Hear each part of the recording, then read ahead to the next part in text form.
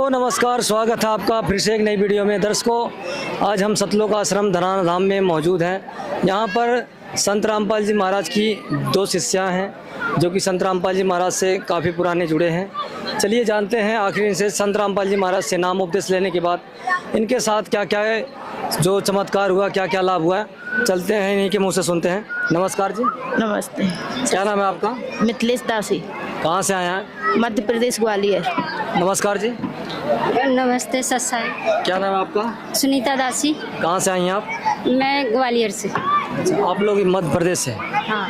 तो आप लोग ये बताइए, संत रामपाल जी महाराज के शरण में आने से पहले आप लोग किसकी भक्ति करते हैं? परमात्मा की पहले हम भक्ति करते थे, जैसे ब्रह्मा विष्णु महेश इनकी भक्ति करते थे और इन्हीं का व्रत करते थे।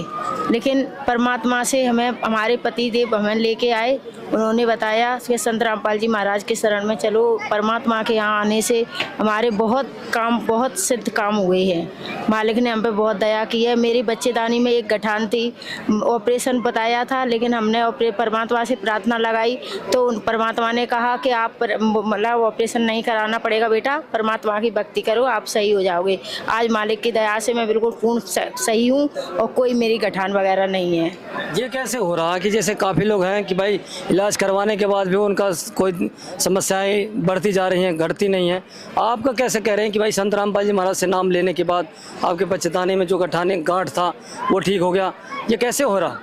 ये संत रामपाल जी महाराज से आप मतलब नामदान लेके पूर्ण भक्ति करने के बाद आपको ना पूरा लाभ मिलेगा। ये तो जब ही पता चलता है ना, जब अपन कुछ मर्यादा में रह के और भक्ति करते हैं तभी लाभ होता है। संत रामपाल जी महाराज कोई जड़ी बूटी देते हैं या फिर कोई कि भाई ऐसा की दवाई देते हैं कि जो जिससे ठीक हो जाता है? परमात्मा भक्ति देते हैं, भक्ति करो और मालिक का पूरा लाभ उठाओ।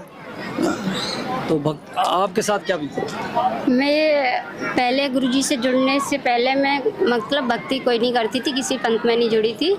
जब ब्रह्मा विष्णु महेश की भक्ति करती थी और उससे मुझे लाभ कुछ नहीं हुआ। उनसे जुड़ने से भक्ति करते करते मुझे 2 ऑपरेशन हो चुके थे मेरे।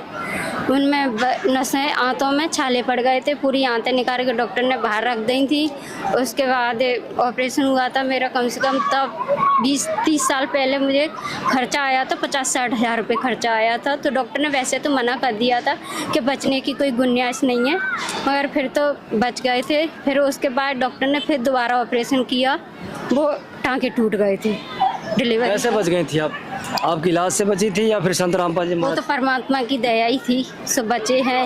मगर नहीं, उनकी भक्ति करते ब्रह्मा विष्णु करते करते तो चले ही जाते ऊपर। काफ़ी लोग हैं उनके दिमाग में संशय रहता है कि भाई संत रामपाल जी महाराज से हम नाम ले लें कि दवाई ना लें, फिर भी ठीक होकर हो जाते हैं, नहीं ठीक होंगे तो फिर क्या होगा?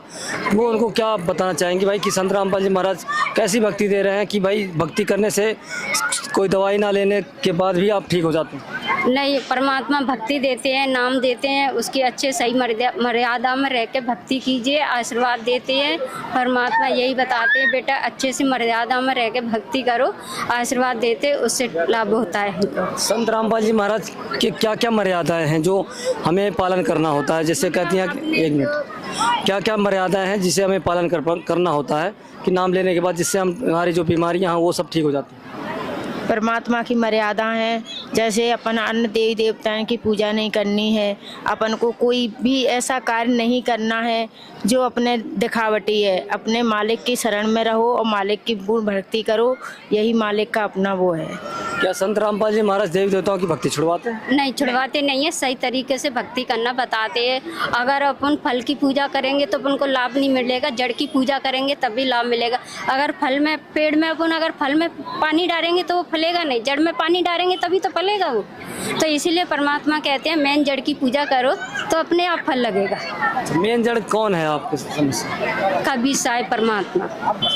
जो दर्शक आपको देख रहे हैं जिनके पास काफ़ी बड़ी बड़ी बीमारियां हैं, लोग ग्रसित हैं, जिनके पास पैसे नहीं हैं, गरीब हैं, दुखी हैं, फिर भी वो वहीं इंटरव्यू सुन रहे हैं, आप लोगों का देख रहे हैं, तो उनको क्या संदेश देना चाहेंगे अगर वो जुड़ना चाहते हैं? या फिर उनको क्या संदेश देना चाहेंगे कि भाई संत रामपाल जी महाराज क्या ज्ञान बता रहे हैं और कैसे वो नाम लें?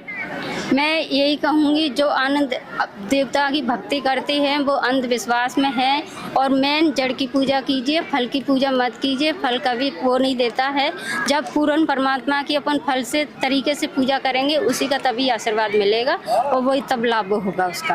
आपके जो एमपी के लोग देख रहे होंगे आपको, तो उनको क्या संदेश देना चाहेंगे? भाई जो एमपी में बहुत लोग हैं कि जो गरीब हैं, बेचारे गरीब, जो किसानी करते हैं, मजदूरी करते हैं और बीमार भी रहते हैं, इलाज नहीं करवा पाते हैं, गरीब हैं, उनको क्या करें? हम तो यही कहेंगे कि संत रामपाल जी महाराज के शरण में आइए, उन भक्ति अपने नाम दान लीजिए और परमात्मा की भक्ति कीजिए, बिल्कुल सही रहेंगे। परमात्मा बिल्कुल उन पर आशीर्वाद अपना रखे रहेंगे और उनकी भक्ति कीजिए। ये परमात्मा ये कितने बामें आए हुए हैं, मालिक की भक्ति कर लो, यही सबसे अच्छा है। अच्छा, संत रामपाल जी महाराज से कोई जुड़ना चाहता है, कैसे जुड़ सकता है? संत रामपाल जी महाराज से जुड़ना चाहते हैं, आप यहाँ आइए, धनाना आइए।